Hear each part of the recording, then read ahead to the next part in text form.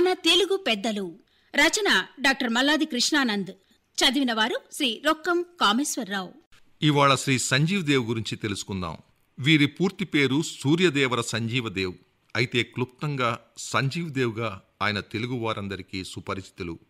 ప్రముఖ తత్వవేత్తగా, చిత్రకారుడు, కవి, రచయిత, సంగీతం, శిల్పం, వచన కవిత్వం, గొప్ప లలిత కళా విమర్శకునిగా సంజీవ్ దేవ్ జాతీయ స్థాయిలోనే కాకుండా అంతర్జాతీయంగా ఒక ప్రత్యేక గుర్తింపు పొందారు. లలిత కళలపై ఆయన అనేక రచనలు చేశారు. జీవితంలో కళను, కళలోని జీవితాన్ని చూపగల సునిశిత కళా విమర్శకుడు ఆయన. గొప్ప సాహితీవేత్త, సంస్కృతిపరుడు. తెలుగువారిలో కళాదృష్టి, కళారాధన తత్వాన్ని పెంపొందించిన రససిద్ధునిగా ఆయన్ను అభిమానులు కీర్తిస్తారు.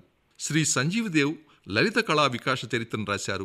క్రియేటివ్ అనాలిసిస్ అనే సృజనాత్మక సాహిత్య తత్వాన్ని ఇంగ్లీష్లో రాశారు. Kantimayi, grey and green, blue blooms ఇంగ్లీష్లో రాశారు.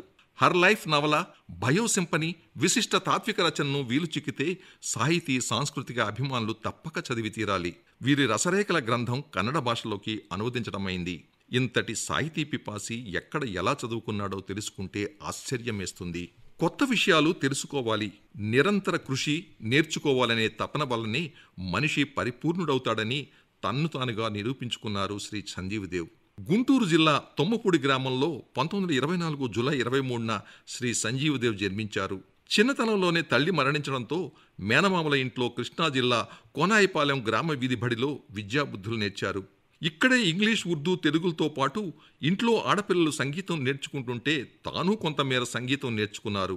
అయితే తిరిగి 12వ ఏట తొమ్మపూడి స్వగ్రామంలో చదువుకునేందుకు వెళ్లి ఇంటి దగ్గరే తన చదువు కొనసాగించారు.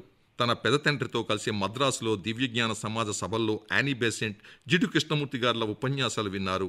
తనకు ఆంగ్ల భాషపై తగిన పట్టు లేనందున వారి ఉపన్యాసాలు అర్థం కాలేదని స్వయం కృషితో అనేక గ్రంథాలు చదివి ఇంగ్లీష్ నేర్చుకొని ఆ భాషపై గట్టి పట్టు సాధించారు. చిన్ననాటి నుండే ప్రకృతిలోని ప్రతి అణువణువున ఆకర్షితుడయ్యే తత్వం ఆయనకు ఉండేది. హిమాలయ వర్ణనలు తెలుసుకొని ఎలాగైనా హిమాలయాలు దర్శించాలనే తపనతో ఓ రోజున ఇల్లు వదిలి విజయవాడ వెళ్లి అక్కడి నుంచి లక్నో మీదుగా హిమాలయాస్ అణువులు చేరి తనకెంతో ఇష్టమైన ప్రకృతిని తనివితీరా ఆస్వాదించారు. ఉత్తర భారతంలో అనేక ప్రాంతాల్లో తిరిగి పలు దేశీయ భాషలు నేర్చుకున్నాడు. లక్నోలో అసిత్ కుమార్ హల్దార్ వద్ద చిత్రలేఖనం అభ్యసించారు. అలాగే లక్నోలో ప్రసిద్ధ హిందీ కవి పండితులు ప్రేమ్చంద్ను కలిశారు. అనంతరం విశ్వకవి రవీంద్రుని బంధువుల్ని కలిసి తన స్వగ్రామం చేరాడాయన. అప్పటికి సంజీవ్ దేవ్కి వయస్సు కేవలం 16-17 సంవత్సరాలు కూడా నిండలేదు. ఆ తర్వాత తన స్వగ్రామం ఆ పల్లెటూరులోనే ఉంటూ అనేక పత్రికలు, మ్యాగజైన్లు తెప్పించుకొని వాటిని చదువుతూ ఓ గొప్ప కళాకారుడిగా, సాహితీ స్రష్టగా స్వయం కృషితో ఉన్నత స్థానాలకు ఎదిగిన గొప్ప కళాకారుడు, రససిద్ధుడు శ్రీ సంజీవ్ దేవ్. శ్రీ సంజీవ్ దేవ్కి ఎందరితోనూ కలం స్నేహం ఉండేది. ఆయన రాసే ఉత్తరంపై కూడా అందమైన బొమ్మలు గీచి అక్షరాలు చెక్కినట్టు ఎంతో అభిమానంతో ఆయన లేఖలు రాసేవారని ప్రతీతి. ప్రపంచ దేశాల్లో గల ఎందరో మేధావులతో ఆయన ఉత్తర ప్రత్యుత్తరాలు జరిపాడు. అమెరికాలోని ఆల్టస్ హ్యాక్స్లీ, జిడ్డు కృష్ణమూర్తి నుంచి బుచ్చిబాబు, నికోలాయ్ గోర్కీ, గోపీచంద్ల వరకు అన్నట్టు ఎందరినో ఆయన ఉత్తర ప్రత్యుత్తరాలు జరిపారు. తెలుగు, ఇంగ్లీష్ భాషల్లో సుమారు 20 గ్రంథాలకు పైగా ఆయన ప్రచురించారు. మరెన్నో కవితలు ఆయన తెలుగు, ఇంగ్లీష్ భాషల్లో రాశారు. వీరి రచనలు అంతర్జాతీయ ఖ్యాతి ఆర్జించాయి.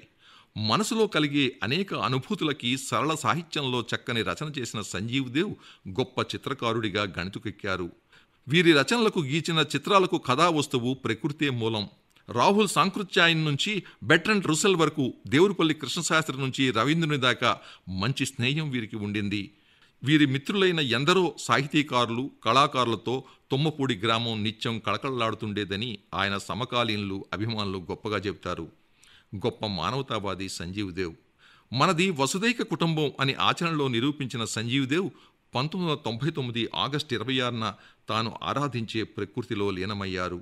తత్వకళా, సాహిత్య రంగాలలో విశేష కృషి చేసిన ప్రముఖులకు సంజీవ్ దేవ్ పేరిట స్మారక అవార్డు 2007 నుండి అందజేస్తున్నారు.